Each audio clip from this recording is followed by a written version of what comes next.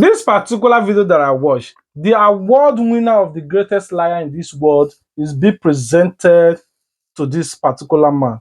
See, before I know that Lai Mohammed breaks the record, but just like Ida Bassi, so when he breaks the Guinness Book of Record of Cookathon, another person tried to break it. This man is trying to break the Guinness Book of Record of the greatest liar in Nigeria or in the entire world. I want you guys to watch how he analyzed the unemployment rate in Nigeria, how Bola Ahmed Tinubu just within the space of 3 months have reduced the unemployment rate from 60% to 3%.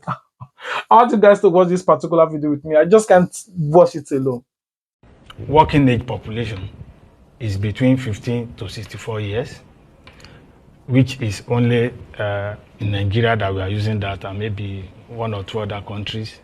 But all our neighboring countries, Ghana, Togo, Republic of Benin, Cameroon, they are not using 15 to 64 because that is an old standard that is set by ILO, that Nigeria is a signatory to that convention, the ICLS 19th, which was adopted in 2018.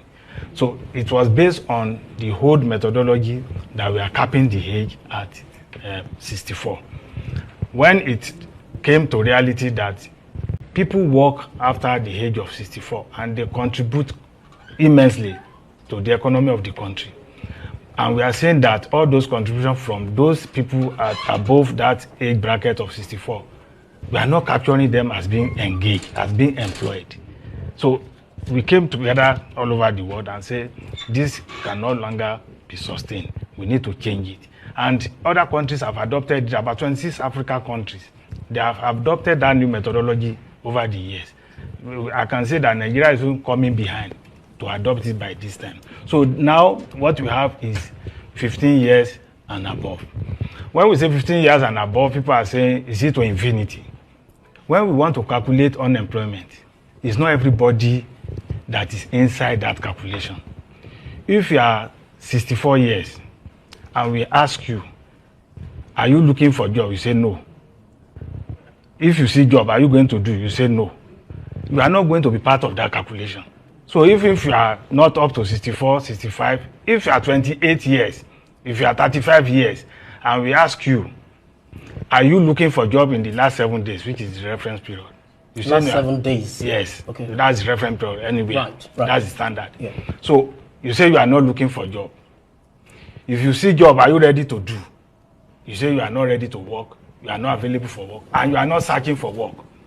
If you are calculating our unemployment, you are not going to be part of the people that we use for that computation. So you are out of labor force. Okay. It's when you are within the labor force that you say, I've been searching, I cannot get. If I see, I will do. Then you are actually looking for work to do. Okay. Then you'll be part of the people that we are going to use to compute unemployment rate. So when we say 15 and above, it doesn't mean everybody 101 years we now bring them in and say we are calculating unemployment. No. Anyway, you have heard from him. So if you believe him, please comment your thoughts. If you don't believe this man, sorry, I'm calling him a liar. What do you guys think about this particular man? I want to hear from you in the comment section. Do you believe him on how he analyzed the unemployment rate? That if you're above 60, you're no longer looking for a job. That if you have not been looking for a job for the past 7 days, so you are not amongst the unemployment rate. Oh my God. Some people, I don't know. Okay, let me not just speak for you guys. So, him your opinion in the comment section. Anyway, let's move to the other news. I want you guys to also watch this particular video. We'll be right back to do some messages to it. Let me make it very clear that the judiciary in this country is one of the most disciplined arm of government that you can ever find anywhere. And I say this within the context of how the judiciary has been deliberately pauperized. How do I mean? The last time the salaries and allowances of judicial officers would be reviewed in this country was in 2007. As I speak to you, many also do not know the justices of the Supreme Court salaries is a paltry sum of 750,000 naira. The Chief Justice of Nigeria, before he assumed office, was receiving about that amount of money. But so soon after he assumed the office of the Chief Justice of Nigeria, because according to the provision of the service, he would move into a residence provided for the Chief Justice of Nigeria, his salary dropped to about 450,000 naira. All of these things are totally unacceptable. No country operates a judiciary like that. But in spite of that situation, in spite of how they've been deliberately pauperized by successive governments, the judiciary has kept itself within discipline. And I will say this because it was this same judiciary, when they had the opportunity to deal with the issue that was brought up to the Supreme Court on the Executive Order 10, when all the clamor about the financial independence of judiciary was all over the place, and that Order 10 was taken to the Supreme Court to test the constitutionality of it. The Supreme Court struck down that document. Why? It was meant, as it were, to serve their interest. But they wouldn't do anything outside the provisions of the Constitution. So yes, the Supreme Court has been pauperized. The judiciary in this court in this country have been ill-treated, have been mistreated, but they have remained, they have demonstrated their strength of character.